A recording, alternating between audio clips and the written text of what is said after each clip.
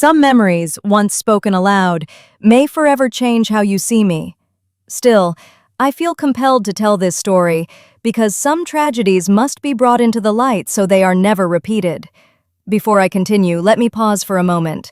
If you feel connected to my words and are still listening, please support the Grandparents Memories channel by subscribing and liking this video. Your support truly means more than you know. My name is Martha Williams. I am 72 years old and my mind holds a lifetime of memories. Many are warm, joyful, even comforting. But this story is not one of those. When people look at me, they usually see a small, elderly woman, hair tied back in a simple bun, hands marked by time, eyes carrying quiet fatigue. They imagine my days are filled only with cooking for grandchildren, keeping the house, and slowly watching time pass. They have no idea what I endured to still be standing here today. I grew up in rural Maine during the 1970s, a time when survival itself was a struggle. We lived without luxury, no car, no extra comforts. My mother cleaned houses for wealthy families in town to earn money. My father, Frank Williams, worked at the local sawmill, but only when he chose to. Yet the most terrifying thing in that house wasn't poverty. It was him. The man I called my father was a quiet one, but when he spoke, it was usually through shouting, with hands that were rough and a body that reeked of whiskey. One look from him could silence an entire room. Neighbors would grow uneasy when he passed, a man no one dared challenge. As long as I can remember, he hurt my mother Helen. I saw it, I heard it, and I was powerless to stop it. My mother used to say marriage meant staying, no matter what. For her, there was only suffering. Because of that, I grew up far too fast. By the age of 9, I could cook meals, scrub floors, and care for my baby sister Emily. When Emily was born, my mother was fragile and weak. I was the one who changed her first diapers, rocked her through sleepless nights, and whispered promises to protect her. Promises I would later fail to keep. We lived in an old trailer at the edge of town. It wasn't sturdy. Strong winds made the walls tremble. Inside were just 3 rooms, a kitchen, my parents' bedroom, and a small room Emily and I shared. My mother always looked exhausted, dressed in worn clothes and old slippers. She rarely smiled, but when she did, the heaviness in the air seemed to lift for a brief moment. Emily was different, full of life, with bright eyes and a laugh that filled the room. She told stories of princesses and castles, and for a moment, I believed her world instead of ours. But everything changed the instant the gate slammed and my father's heavy steps echoed inside. We stiffened. His meals had to be ready. His glass could never be empty. If he was drunk, he screamed. If he was sober, it was worse. Because sober, he hit. We endured because we didn't know another way. When I was 13, I noticed something had changed in Emily. She no longer slept peacefully. She woke crying in the night, clinging to me, unable to explain why. At first, I thought she was simply afraid of our father. Who wouldn't be? But soon I realized it was something deeper. She began hiding when he came home. The laughter disappeared. She sat curled in corners, silent like a wounded bird. Then, one night, I woke to a sound that didn't belong. Footsteps. My father never walked at night. He slept heavily, snoring loud enough to shake the walls. But that night, he was awake. I crept into the hallway. It was dark except for the light spilling from my parents' bedroom. And that was when I saw him, kneeling beside the bed. My little sister was curled into herself, eyes wide with fear. My mother sat in the corner, arms wrapped tightly around her own body, crying without making a sound. That image burned itself into my memory. In that moment, I understood everything, and something inside me broke forever. I held Emily close until she finally drifted to sleep.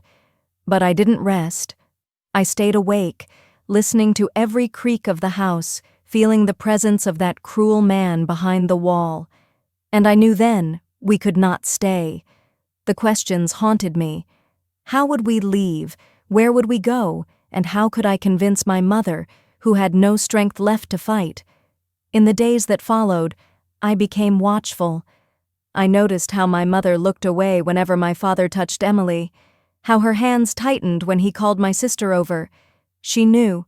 She had always known. And still, she stayed. One night, after Emily had fallen asleep, I joined my mother in the kitchen while she washed dishes. "We have to leave," I whispered. She froze, staring at the plate in the sink. "Mom, you know what he's doing." She closed her eyes.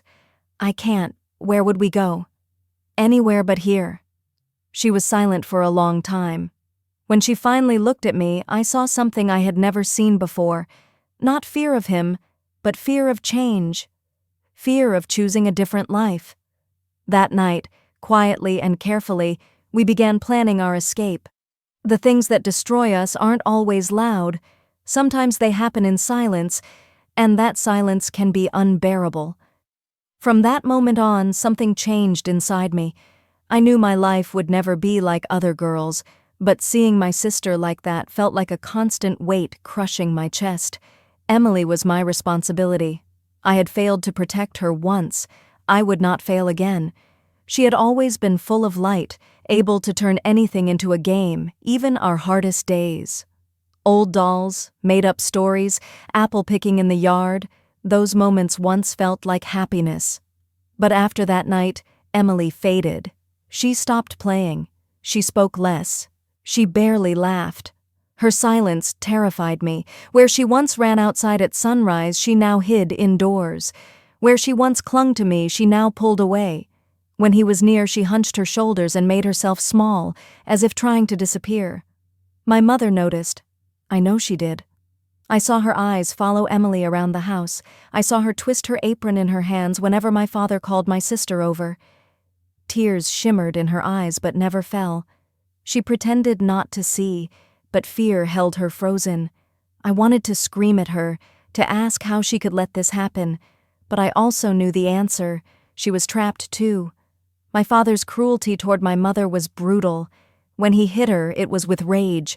I had seen her unable to leave the bed for days. I had seen bruises hidden beneath long sleeves. I had heard her muffled sobs at night. She was a prisoner, and he knew no one would challenge him. I tried to make Emily play again. One day, I laid out the dolls and asked her to join me. She looked at me and said quietly, "I don't want to play anymore." It felt like being punched. "Why? You always loved playing." She shook her head. "I'm not a child anymore." She was only 8 years old. 8. And he had already stolen her childhood. That night, I sat beside her bed and watched her sleep. She tossed and mumbled, trapped in nightmares. Then she began to cry in her sleep. Tears rolled down her cheeks.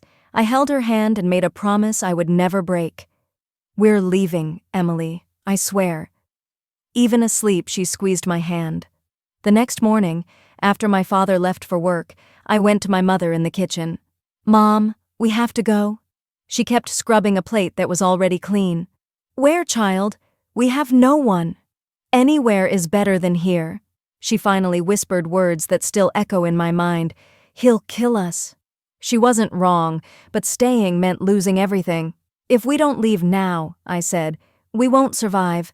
She turned to me, eyes swollen, face worn by suffering, and held my cheeks with shaking hands. "Are you sure?"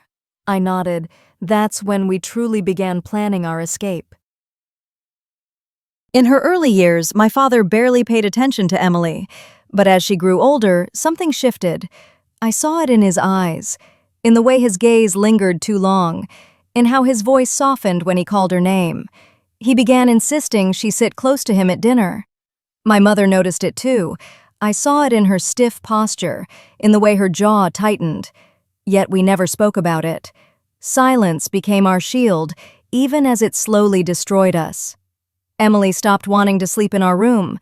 Somehow, every night she ended up pressed against our mother in her bed, clinging to her like it might keep her safe. Each morning after that, my father grew angrier. He smashed plates, screamed at my mother, accused her of spoiling the girl, of filling her head with nonsense. One night, Emily woke screaming. I tried to calm her, but she was shaking uncontrollably. She wrapped her arms around me so tightly I could barely breathe. "Don't let him take me," she sobbed. "Please, don't let him." My blood turned cold. I knew exactly what she meant, and in that moment I understood that if we stayed, my sister would not survive. Fear nearly crushed me, but something stronger rose in its place. I had to protect her, even if I didn't know how yet. We couldn't simply run. We had no money, no family, nowhere to go. My father controlled everything, every dollar, every decision, every step my mother took. Still, we began to plan. It was my mother who started saving small amounts from the houses she cleaned, just a few coins each week, hidden inside a tear in the mattress. I did the same, slipping spare change from my father's pockets when I washed his clothes. It was dangerous. If he found out, there would be consequences we couldn't survive, but doing nothing was worse. Then one Sunday, everything began to unravel. He drank more than usual, stretched out in the yard, muttering to himself. But that night he was quiet, too quiet. Sitting at the table, spinning his fork between his fingers, watching my mother with narrowed eyes. "You're different," he said suddenly. My mother said nothing. He slammed the fork down. "You're acting strange. You and that girl." His eyes locked onto mine. "What are you planning?" My mother tried to laugh it off, but I could tell. He already knew something was wrong. The danger was close now, closer than ever. That same night, Emily vanished. I woke up and saw her bed empty. Panic took over.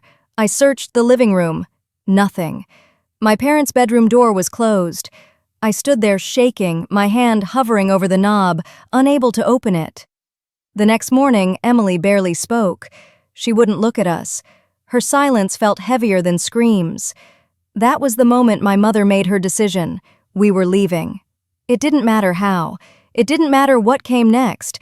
We just had to escape before it was too late. My mother tried to act normal, pretending nothing was wrong, but it was impossible to deceive a man who had spent his life searching for excuses to punish us. He left later than usual, stopping at the door for a moment before crossing the yard and disappearing down the dirt road. We stood frozen, barely breathing, until the sound of his footsteps faded. Then my mother turned to me and whispered, "It's today." My heart skipped. This was no longer a thought or a plan hidden in our minds. It was happening. There was no time. My mother pulled the mattress aside and took out the small bundle of bills we had saved over months. It wasn't much, but it was everything we had. I rushed to our room, grabbed our warmest clothes, a piece of bread, and a bottle of water. Emily didn't ask a single question. She obeyed quietly, as if she were already somewhere far away. My mother went next door to collect a small bundle of clothes she had left with Mrs. Jenkins, the only neighbor who ever looked at us with silent pity, though she never stepped in. When my mother came back, the sun was already sinking, and that's when we realized the truth. My father hadn't gone anywhere. He sat on the porch, staring down the road, a cigarette burning between his fingers. He hadn't gone to work, hadn't gone out. He had stayed, waiting. My mother froze. I saw her hands begin to shake, saw despair fill her eyes. He knew. I didn't know how, whether he sensed it or noticed the change in us, but he knew. And now we were trapped. Night crept in slowly, heavy and suffocating. My mother tried to behave as usual, but her hands were ice cold. Emily trembled without a word. Fear throbbed through my body. My father ate dinner in silence. When he finished, he slammed his cutlery onto the table and looked at my mother. "We're going to bed early tonight." He had never said that before. My stomach tightened. My mother nodded, but all the color drained from her face. We both knew what it meant. He would lock the door. And when the lights went out, Emily wouldn't be safe. My mother looked at me, and without words, we understood.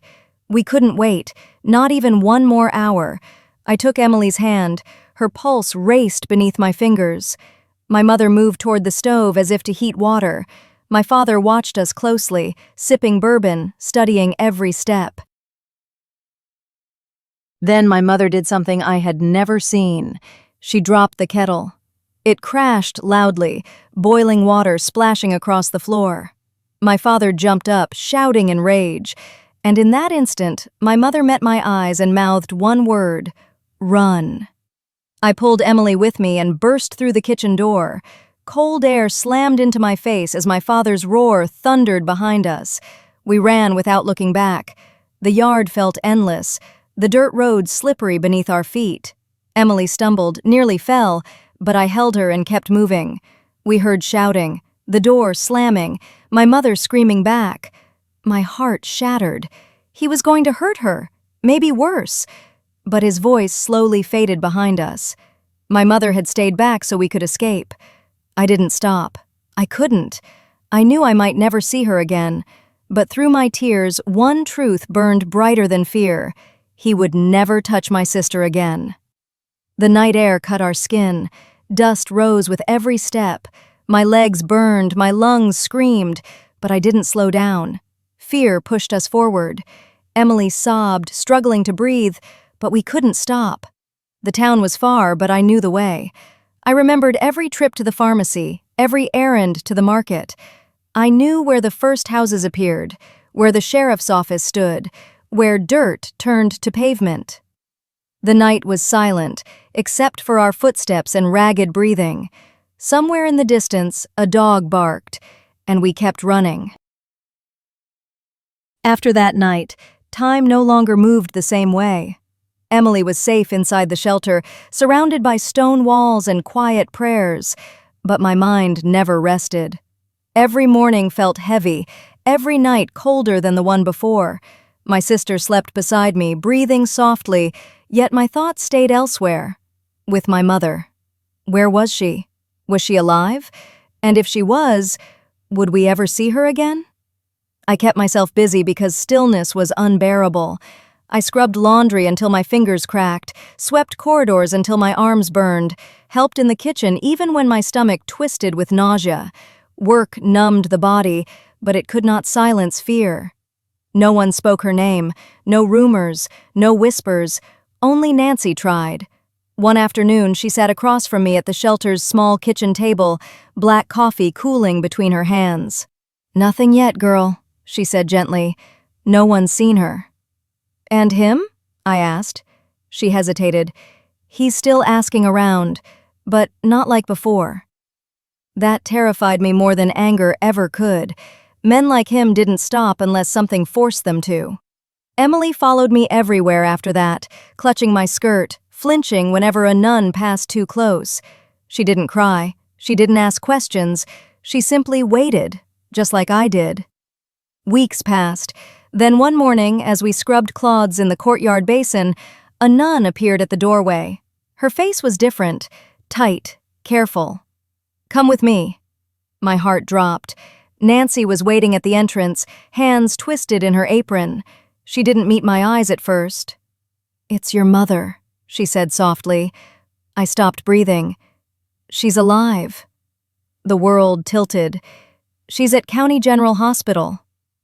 I didn't ask what happened. I already knew. The walk there felt endless. Every step carried fear I wasn't ready to face. When we reached the hospital, the smell of medicine made my stomach churn. White walls, quiet footsteps, a room at the end of the hall. And there she was, smaller, thinner, bruised, but breathing. "Mom," I whispered. Her eyes opened and a faint smile appeared. "My girl." I held her hand as if she might disappear again. When I asked what he'd done, her answer was simple and devastating. "He tried to kill me." But he failed.